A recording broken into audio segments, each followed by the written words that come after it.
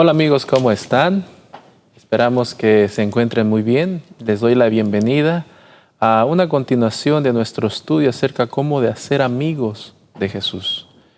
Ya hemos hablado acerca del poder, del testimonio personal, entre otras cosas. En esta ocasión vamos a estudiar un poder que Dios desea que tomemos, que está a nuestro alcance.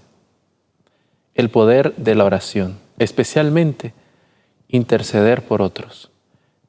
Y quiero dar la bienvenida al doctor Sergio de Sena, que nos va a ayudar para comprender un poco mejor este asunto de vital importancia para la vida, para el crecimiento y para mantenimiento de la vida espiritual del cristiano. Bienvenido, doctor. ¿Cómo está? Gracias, Miguel. ¿Está contento? Estoy muy contento porque una vez más el Señor me da el privilegio de estar en este lugar donde vamos a mirar lo que es la palabra de Dios y lo que es pertinente a la oración, el cual es el maná de la vida. Amén. Doctor, ¿quiere hacer una oración con nuestros televidentes antes de poder escudriñar este estudio? Cómo no, con gusto. Oramos. Señor y eterno Padre que estás en los cielos, te queremos dar muchas gracias porque hasta aquí ha llegado tu sostén. Nos has dado la vida y ahora, Señor, tú has tenido como proyecto el que nosotros estemos aquí para discutir tu santa palabra. Hablaremos sobre la oración, Señor, y cómo alcanzar a otros.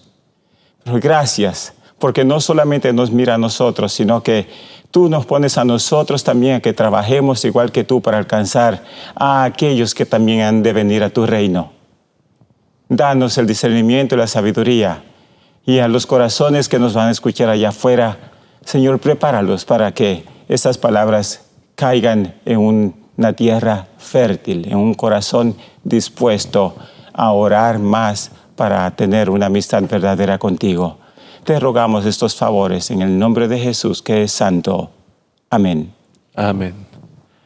Veamos lo que nos dice Santiago 5:16. Confesaos vuestras ofensas unos a otros y orad unos por otros, para que seáis sanados. La oración eficaz del justo puede mucho. Vamos a hablar acerca de la oración, doctor Sergio. Pero primero, definamos en término y en práctica qué es la oración y puede hacer una pequeña también reflexión acerca de la diferencia entre orar y rezar. Ok, muy bien. Sí, Miguel, con gusto.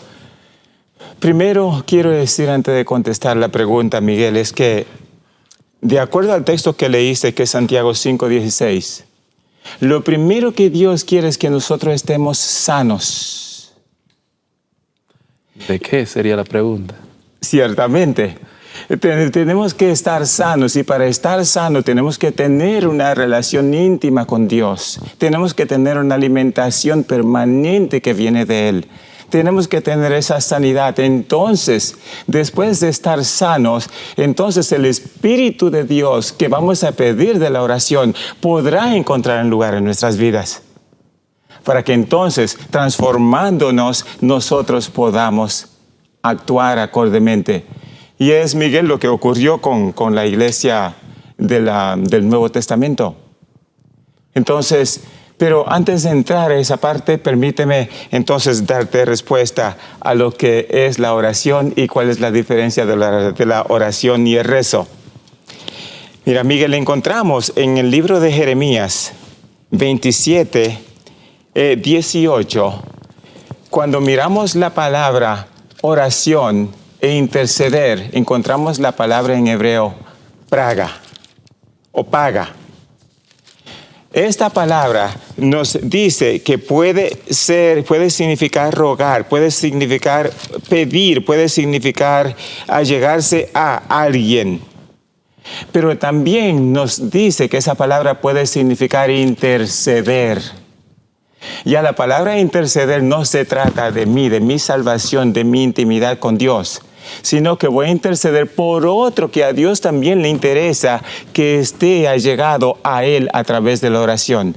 Y si todos hiciéramos eso, estuviéramos junto con el Señor a través de la oración e intercedemos por los demás, entonces ya el Evangelio hubiera llegado a su fin y ya Jesús hubiera venido.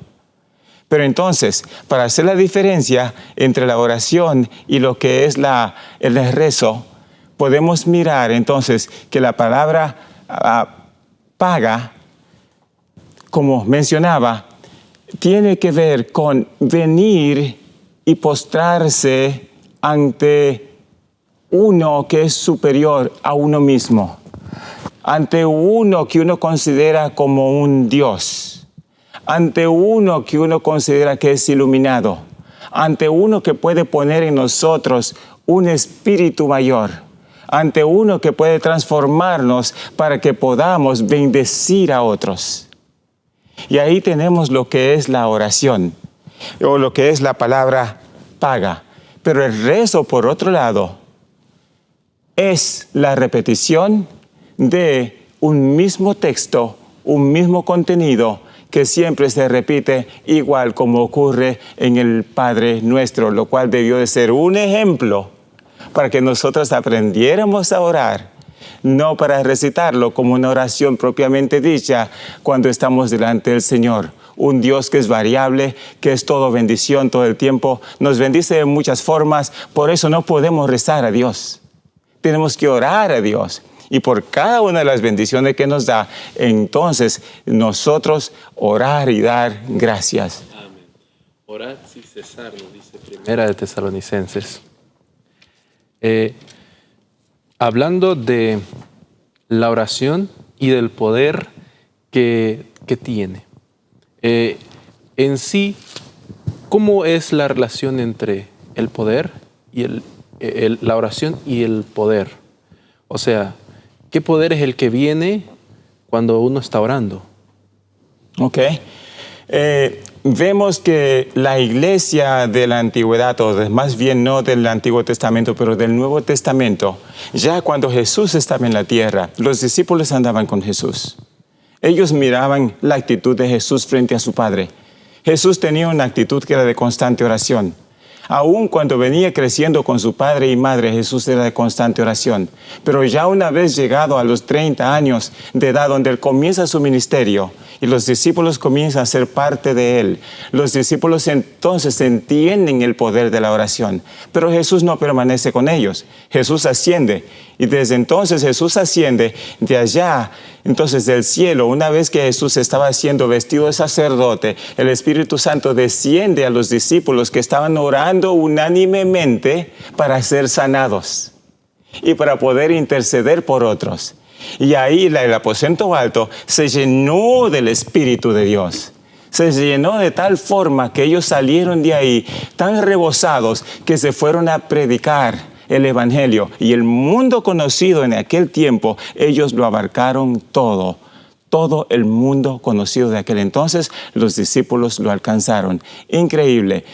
Oraciones intercesoras.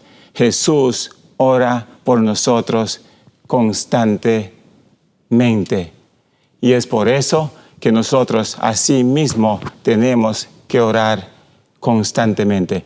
Pero hay algo más de tu pregunta como que no toqué. ¿De qué se trataba, Miguel? Del poder de la oración.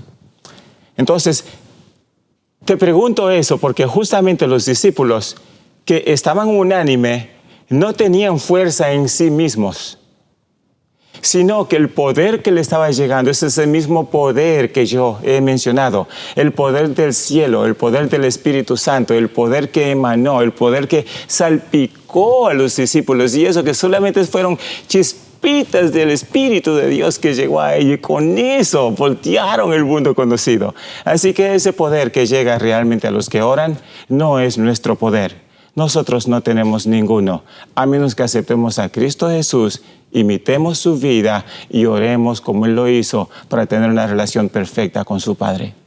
Quiero leer en relación a esto lo que nos dice Hechos 4, 31. Cuando habiendo orado, el lugar que estaban congregados, dice, tembló. Y todos, no dice todos y con excepción de alguno, dice todos fueron llenos del del Espíritu, Espíritu Santo. Santo y hablaban con denuedo la palabra de Dios. ¿Qué cosa? Gentes que no tenían educación, otros tenían educación, otros no tenían educación, pero especialmente a esos que no tenían educación, dice que hablaban con denuedo, pero también hablaban con confianza la palabra de Dios. Y es algo realmente que nos hace entender que nosotros en nuestra humanidad somos ansiosos, somos imperfectos. Pretendemos tener la ciencia, pero la ciencia que tenemos es la del hombre, no es la ciencia de Dios que es la perfecta. Pero aún cuando nos unimos al poder de Dios a través del Espíritu Santo por medio de la oración, dice que aún aquellos que no tienen ninguna educación, como es en el caso de Pedro, que era el impetuoso, todos aquellos que eran educados y sabían de dónde venía, ciertamente tenían que decir, este ha estado con Jesús. Amén. Y doctor Sergio, ¿cuál es la importancia de la oración y del poder que lo acompaña en el conflicto más allá de nuestros ojos? Nosotros vemos una realidad, pero hay una realidad que es aún más real y nosotros solo vemos los efectos de esa realidad. Y de acuerdo a esta realidad, ¿cuál es la importancia del poder de la oración? Hay un conflicto. Es tan importante el poder de la oración que hay un conflicto. Está el conflicto entre el bien y el mal. Dios quiere que oremos y demanda que oremos para que tengamos esa relación perfecta, pero hay un enemigo que no quiere que oremos. Sin embargo, la oración es tan poderosa que el Señor no puede obligarme a orar, sino yo tengo que darme cuenta del poder de la oración, de la relación que va a hacer que yo mismo pueda tener un espíritu semejante al de Jesús, para que yo pueda tener una vida semejante a la de Jesús, para que yo pueda llegar y permanecer ante el Padre. Y no por mí mismo, sino por el poder de Dios. Sin embargo, asimismo, ese mismo poder nos reviste. Ese mismo poder nos cambia. Ese mismo poder abre los canales del cielo para que el Espíritu de Dios, el poder de la oración, abre los canales del cielo para que podamos ser bendecidos. Amén. Porque no tenemos lucha contra sangre o carne, sino contra principados, reyes de las tinieblas.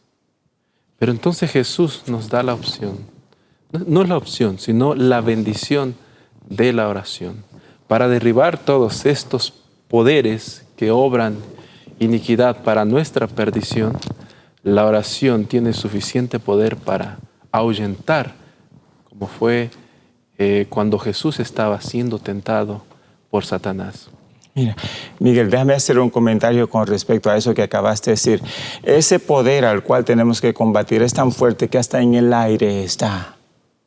Y no podemos vivir sin aire. Significa que estamos en un continuo contacto con el poder del mal, con esos espíritus que quieren destruirnos. Pero Dios no nos puede obligar. Entonces, la única manera que podemos enfrentar esos espíritus es realmente mirando el ejemplo de nuestro Salvador, de Cristo Jesús, mirando qué Él hizo para vencer en esos momentos fuertes de tentación, mirando que a través de la oración la gloria del Padre descendía hacia Él. Nosotros tenemos que poder mirar que esos espíritus que tenemos que respirar porque están en los aires pueden terminar con nuestras vidas. Y gracias a que podemos orar por las oraciones de intercesora de Cristo Jesús y nuestra intercesión por los demás, también vamos a darle la oportunidad a otros que también puedan vencer como Cristo venció. Amén. Menciónenos el ejemplo de Pablo, sus oraciones intercesoras. Pablo es una de las personas que intercede con mayor poder y con mayor frecuencia. Porque Pablo, ya para el tiempo de los Efesios, estando aún preso, Pablo comenzó a escribir carta, en la carta a los Efesios, entonces donde estaba Timoteo, ya como pastor joven, Pablo comenzó a decirles en sus cartas que en el nombre de Jesús, nuestro Padre amado, nosotros oramos por ti. Y entonces Pablo comenzó a orar por Timoteo, por la vida de Timoteo, comenzó a orar por la iglesia, pero también comenzó a orar por Timoteo. Por Timoteo, y ahora por los discípulos. Por los discípulos. En todos los discípulos en general, comenzó a orar por todos ellos, porque Pablo sabía que así como tenemos lucha, no contra carne y contra sangre, sino contra espíritus potestades que están en los aires, así también sabía que la iglesia podía fracasar si no era una iglesia de oración, así como Jesús hubiera fracasado si no hubiera tenido la relación con su Padre. Así que Pablo oró, Pablo intervino, Pablo estuvo ahí como un ancla en el cual las oraciones nunca faltaban para el beneficio de la iglesia, porque había comprendido que el espíritu que necesitaba no solamente era el espíritu de Dios por la oración, sino que era el espíritu de Dios para poder bendecir a otros. Amén. Menciónenos otros ejemplos de hombres de oración. Entonces, Jesús mismo fue hombre de oración. Ya hablamos de Jesús, hablamos de Pablo, pero hablamos también de Samuel. Podemos hablar de Samuel y podemos hablar de Job. En el caso de Job, ¿qué nos puede decir de él? En el caso de Job es una historia que es tremenda. En cierta ocasión el Satanás se le presenta a Dios o a Jesús y le dice, porque Job oraba mucho y parece en ese momento tenían una relación íntima en oración. Y Satanás se presenta y Jesús le dice, hey, ¿de dónde vienes?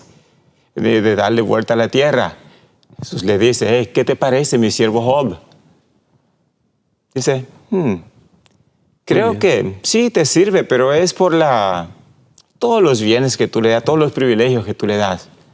Yo me imagino a Jesús diciéndole, ¿tú crees? ¿Por qué no lo ponemos a prueba?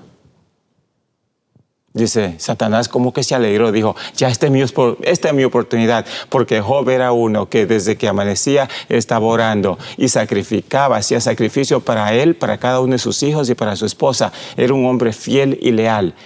Job amaba al Señor y lo hacía de todo corazón. El canal del cielo estaba abierto para él en sus oraciones y él intercedía por la familia.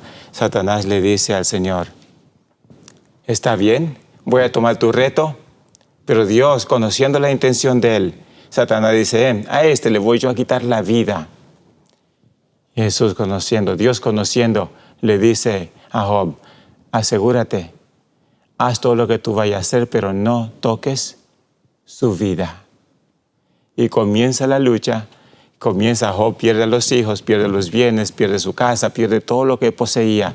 Y aún la esposa, en el transcurso de su enfermedad, porque cayó con una llaga desde la cabeza hasta los pies, la esposa ya hastiada de Job, y no cesaba de orar y pedir y dar gracias a Dios. La esposa le dijo, bueno, hijo, al Dios que tú aparentemente sirve, no te escucha. ¿Por qué no lo maldices y te mueres? Pero no solo eso, tenía tres amigos filósofos, 3 íntimos amigos, los cuales se aproximaron a él y le decían, Job, tú tienes que haber hecho algo muy malo para que el Señor te tenga así, tú estés tan enfermo.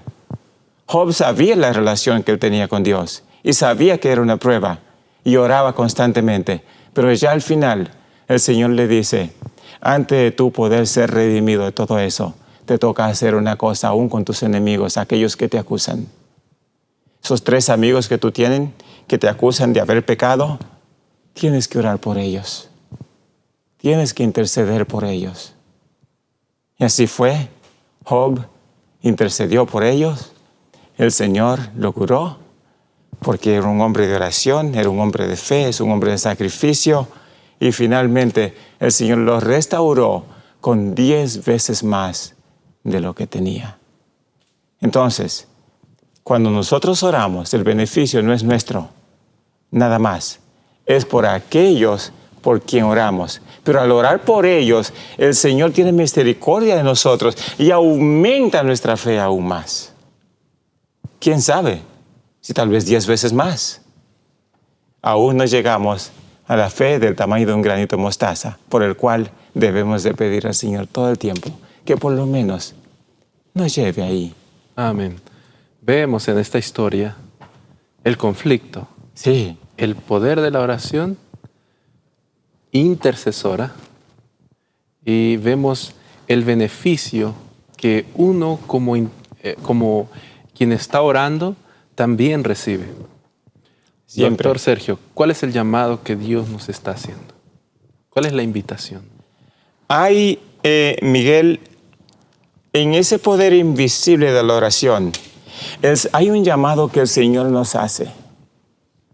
Y tenemos que ser bien específicos para eso. El Señor dice que tenemos que orar con toda nuestra alma, con todo nuestro corazón, con todo nuestro ser, con toda nuestra mente. Él quiere que nos demos por completo durante ese periodo de oración. Pero hay otra cosa que el Señor nos pide.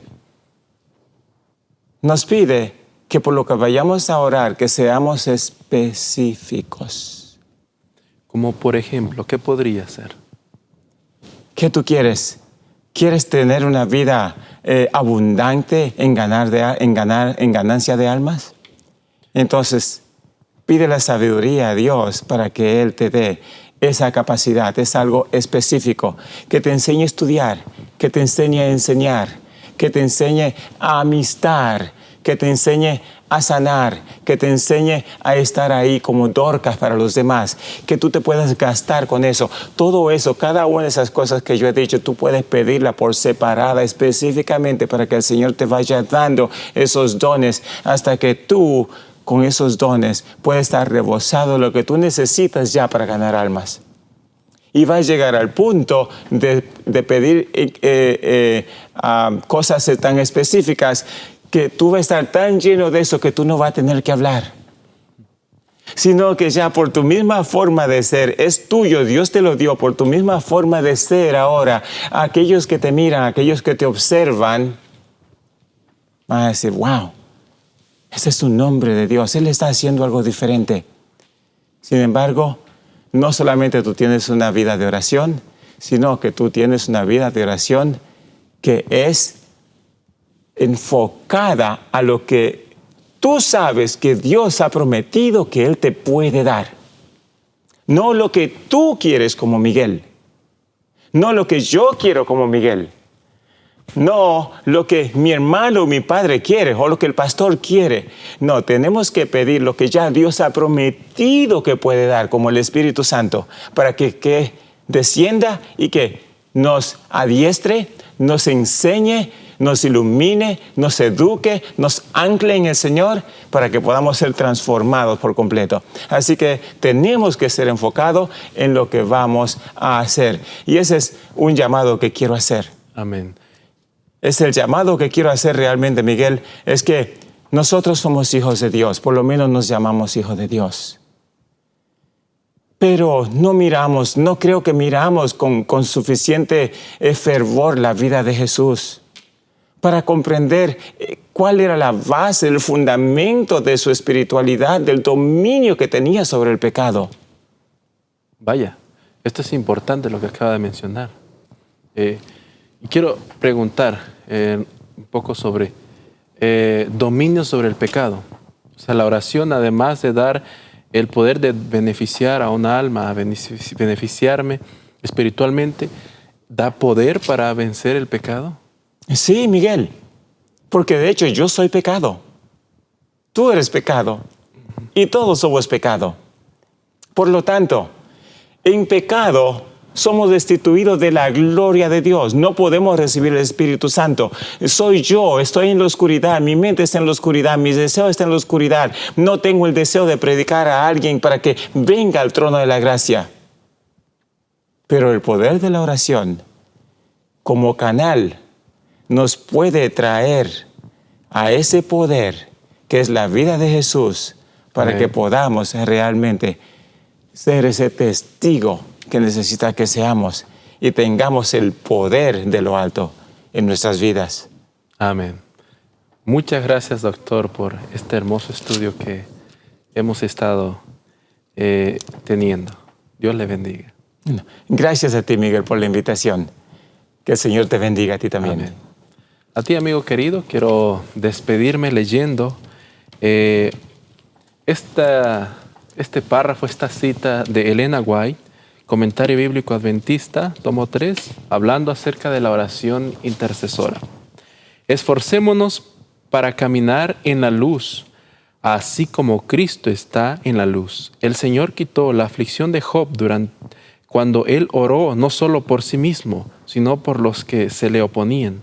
Cuando deseó fervientemente que se ayudara a las almas que habían pecado contra él, entonces él mismo recibió ayuda.